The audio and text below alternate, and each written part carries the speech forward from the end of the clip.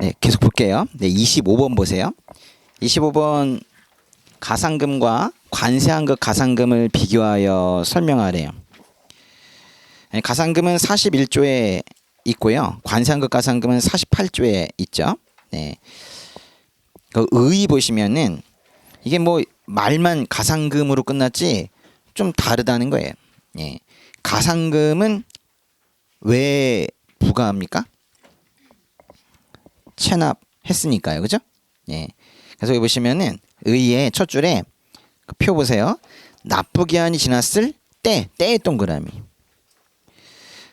납부기한이 지났을 때 가상금이 부과되는 거예요. 근데 환급가상금은 첫 줄에 보니까 거기도 때의 동그라미. 무슨 때예요? 환급하거나 충당할 때예요. 사실 이 때라는 게 경우죠. 그럴 때 그런 경우 같은 말이에요, 사실. 그러니까 이게 의인 동시에 요게 그대로 또 이제 사유로 갈 겁니다. 사유로. 네. 그때 의의 이제 끝에 보시니까 목적이 나오는 건데 체납된 관세 등의 납부를 독촉하기 위해 독촉하기 위해 있죠. 이게 금전적인 압박을 계속 주게 되게 되면 사실 연체세 느낌이니까요. 더 빨리 내게 되겠죠. 근데 뒷부분에 보니까 환급가상금은 거의 이자라는 말을 꼭 써야 돼요. 법정 이자 상당액 밑줄 이자 동그라미. 근데 이자다 이렇게 표현하기에는 진짜 그 은행에서 말하는 그 이자 그렇게 표현하기는 좀 그렇고 이자 같은 거다라고 쓰는 게 이것도 아주 공식적인 표현이에요. 법정 이자 상당액 이 표현을 쓰는 게 아주 좋아요. 금액 발생 시점 사유 보시면 그래서 납부기한이 지났을 때 똑같은 표현이 거기 가상금은 완납하지 아니하면 밑줄 바로 그 부분이죠. 근데 이건 만든 게 아니라 가상금 규정에 있는 그대로 표현 아닙니까? 완납하지 아니하면 물론 그 사유에다가 뭐 중가상금 부가사유까지도 뭐 쓸 수가 있으나 그 뒤에 뭐 금액 부분에 또 그렇고 뒤에 다 나올 테니까 그냥 여기 간단하게 쓴 거예요. 근데 환급가상금의 사유는 뭐예요? 사실 더 달리할 말이 없어요. 그 위에 그 의의 때 쓴 부분에 그대로 나오는 그거예요. 환급하거나 충당할 때. 너무 중복되지 않냐? 그거 어쩔 수 없어요. 예. 그 사유가 제일 중요한 부분이니까요. 근데 금액 발생 시점 보세요. 가상금은 내는 거고 환급가상금은 받는 건데 어쨌거나 뭐 세관에 그 금액이 발생을 하든 납세무자에게 발생을 하든 일단 발생은 해야 될 거 아니에요.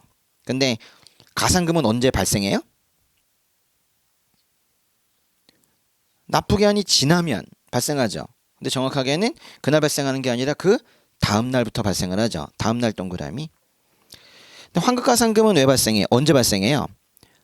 사실 환급이 발생한 그 다음 날부터죠.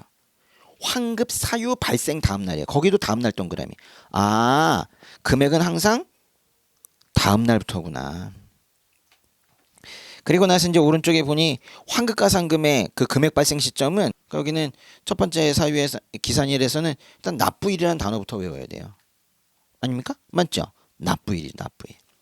그러면서 그게 무슨 납부냐? 차고 납부다, 이중 납부다 이런 말들 이제 앞에다 붙이는 것이고 두 번째는 무슨 말이 중요하겠어요? 그 답부터 외우시라고. 감면 결정일. 감면 때문에 환급이 발생했다면 감면 결정일 이거. 그럼 감면 결정일에 다음 날부터 이자가 붙는다. 뭐 그런 얘기죠. 세 번째는 법률의 시행일. 네 번째 거의 별표. 이게 좀 어렵죠. 환급 신청을 했을 때에는 아니 신청 안 하면 사실 안 주는데 주는 경우도 있죠. 그러니까 두 가지네. 그래서 이거 보시면 신청을 한 날부터 30일이 지난 날의 다음 날이면 사실 계산해 보면 31일째인데 그렇게 표현하진 않아요. 그냥 다음 날이라는 공통 형식을 그대로 가져가기 때문에 그 잘 보세요. 뭐부터 30일이 지났대요? 그러니까 신청하고 나서 30일이 될 때까지는 일반적인 경우 이자가 발생하지 않네. 그리고 그 다음 날부터 일률적으로 그게 주는 거예요. 그러니까 신청하고 나서 환급이 결정되는 건 세관 공무원이 어떻게 하느냐에 딸려 있기 때문에 그거에 따라서 이자가 커지고 작아져서는 안 된다. 신청 기준으로 가자 이거예요. 그런데 여기 담안해 보니까 신청하지 않으면 그때는 세관장이 직권으로 결정하니까 거기 30일 앞에 그 말만 바뀌는 거죠. 뭐예요? 결정일부터 30일이 지난 날의 다음 날이 되는 것이고 5번에 FTA 특례법상 사후 적용할 때에는 그 통지일입니다. 답부터 먼저 외우셔요. 네, 그 다음에 금액을 비교해 보시면은 가상금은 일단 1차 가산금은 100분의 3이죠. 2차 가산금은 1만 분의 75입니다. 환급가산금은 그런 숫자는 없지만은 아예 이자니까요. 세 가지 곱하는 걸 아시면 돼요. 환급금에다가 그 기간은 어떻게 돼요?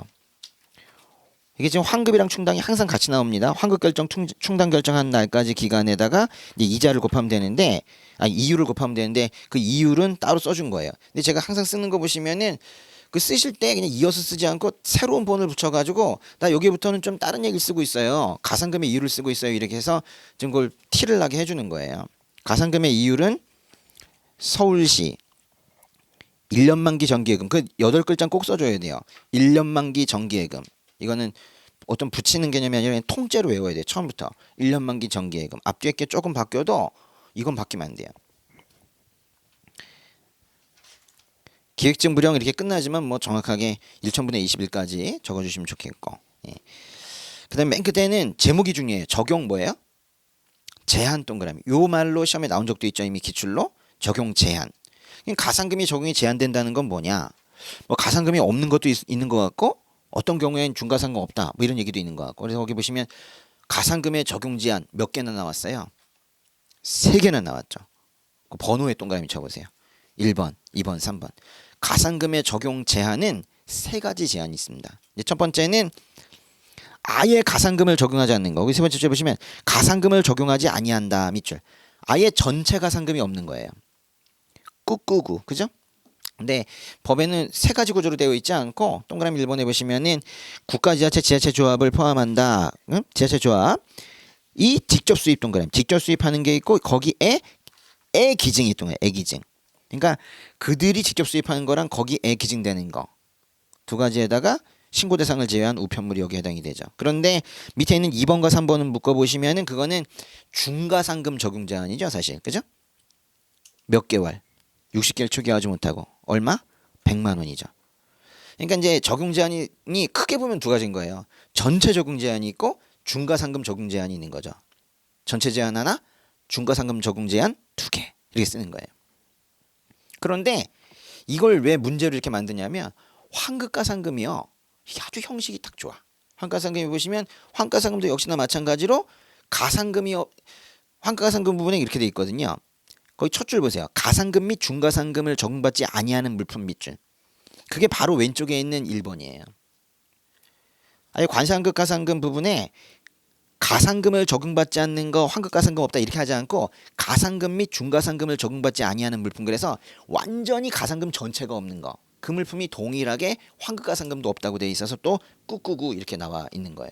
얼마나 비교하기가 좋아요. 네. 아주 유력한 문제이니까 잘 외워주셔요.